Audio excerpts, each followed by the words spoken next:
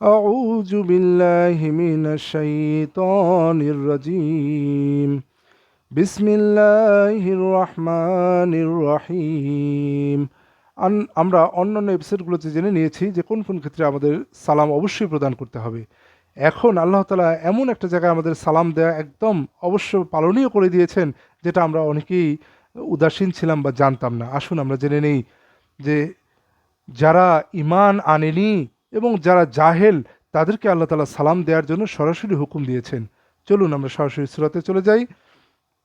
সূরা যুখরুখ ৪৩ নম্বর সূরা ৮৮ এবং ৮৯ নম্বর আয়াতে আল্লাহ তাআলা বলতেছেন, ওয়াকিলিহি ইয়া রাব্বি ইন্না হাউলাই কওমিল লা ইউমিনুন।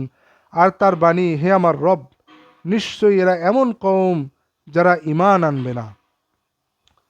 ফাসফাহ আনহুম ওয়াকুল সালাম ফাসাউফা ইয়ালামুন। অতএব তুমি তাদেরকে এড়িয়ে চলো এবং বলো সালাম, তবে তারা শীঘ্রই জানতে পারবে। সুবহানাল্লাহ। তাহলে এখানে আগের আয়াতে আল্লাহ তাআলা বলতেছেন, ওয়াকিলিহি ইয়া রব্বি ইন্না হাউলাই কওমুল লা ইউমিনুন। আর তার বাণী, হে আমার রব, নিশ্চয় এরা এমন কওম যারা ঈমান আনবে না। তাহলে এমন একটা কওম যারা ঈমান আনবে না, যারা ঈমান আনেনি বা আনবে না, তাদেরকে আল্লাহ তাআলা কি বললেন? রাসূল সাল্লাল্লাহু আলাইহি ওয়াসাল্লামকে হুকুম দিলেন, ফাসফাহ, সুতরাং তাদেরকে উপেক্ষা করো, আনহুম, তাদের থেকে মুখ ফিরিয়ে নাও, ওয়াকুল সালাম, এবং বলো সালাম। তাহলে তাদেরকে সালাম বলাটা, যারা ঈমান আনবে না তাদেরকে সালাম বলাটা আল্লাহর সরাসরি হুকুম। যারা ঈমান আনবে না, আপনি যখন কনফার্ম হয়ে যাবেন যারা ঈমান আনবে না, তাদেরকে আপনি বলবেন কি সালাম, এবং মুখ ফিরিয়ে নিতে হবে। এটা আল্লাহ তাআলার হুকুম। ফাসফাহ আনহুম, তাদের থেকে মুখ ফিরিয়ে নাও, তাদেরকে উপেক্ষা করো, ওয়াকুল সালাম, এবং বলো সালাম। ফাসাউফা ইয়ালামুন, তারা শীঘ্রই জানতে পারবে। তাহলে আমরা যদি জানতে পারি যে তারা ঈমান আনবে না, তাহলে তাদের থেকে মুখ ফিরিয়ে নেব এবং তাদেরকে সালাম বলবো, তাদের থেকে উপেক্ষা করবে এবং সালাম বলবো। এটা আল্লাহ তাআলার হুকুম। এখানে আপনাকে সালাম বলতে হবে, এটা আল্লাহ তাআলার হুকুম। আসুন, এখানে তো যারা ঈমান আনবে না, আবার কিছু লোক আছে জাহেল। এই জাহেলদেরকে আল্লাহ তাআলা বলতেছেন, তাদেরকেও সালাম দেওয়ার হুকুম আল্লাহ তাআলা পবিত্র কোরআনে দিয়েছেন। সালাম দেওয়ার বর্ণনা আল্লাহ তাআলা দিয়েছেন। সেটা হচ্ছে সূরা আল কাসাস ২৮ নম্বর সূরা ৫৫ নম্বর আয়াতে আল্লাহ তাআলা বলতেছেন, وَإِذَا سَمِعُوا اللَّغْوَ أَعْرَضُوا عَنْهُ وَقَالُوا لَنَا أَعْمَالُنَا وَلَكُمْ أَعْمَالُكُمْ سَلَامٌ عَلَيْكُمْ لَا نَبْتَغِي الْجَاهِلِينَ। আর তারা যখন অনর্থক কথাবার্তা শোনে, তখন তা থেকে বিমুখ হয় এবং বলে, আমাদের আমল আমাদের জন্য, আর তোমাদের আমল তোমাদের জন্য, তোমাদের প্রতি সালাম, আমরা জাহিলদের সহচর্য চাই না।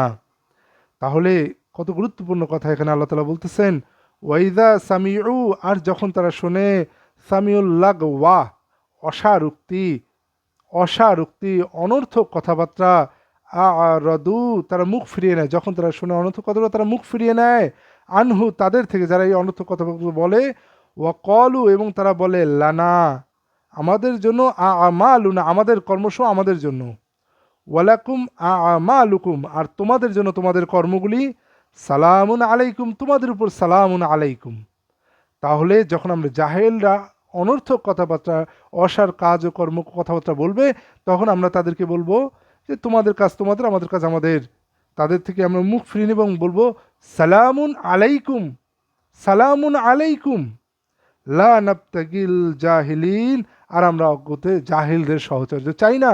সুতরাং উপরের আয়াতে আমরা জেনে নিলাম, সূরা যুখরুখের ৮৮ এবং ৮৯ আয়াতে জেনে নিলাম, যারা ঈমান আনবে না, নিশ্চিত রূপে তাদেরকে আমরা সালাম বলে তাদের মুখ ফিরিয়ে নেব। আবার এখানে যারা জাহেল, অনর্থক কাজ ও কথাবার্তা বলবে, তাদেরকেও আমরা বলবো সালামুন আলাইকুম, এবং তাদের থেকে সরে যাব, তাদের সাহচর্য চাইব না। তাহলে আমরা জেনে নিলাম যে জাহেল এবং যারা ঈমান আনবে না, এদেরকেও সালাম দিতে হবে। এটা আল্লাহ তাআলার হুকুম। যারা ঈমান আনবে তাদেরকে সালাম দিতে হবে, আবার জাহেলদেরকেও সালাম দিতে হবে, সালামুন আলাইকুম বলতে হবে, মুখ ফিরিয়ে নিতে হবে। আশা করি আপনারা বুঝতে পেরেছেন।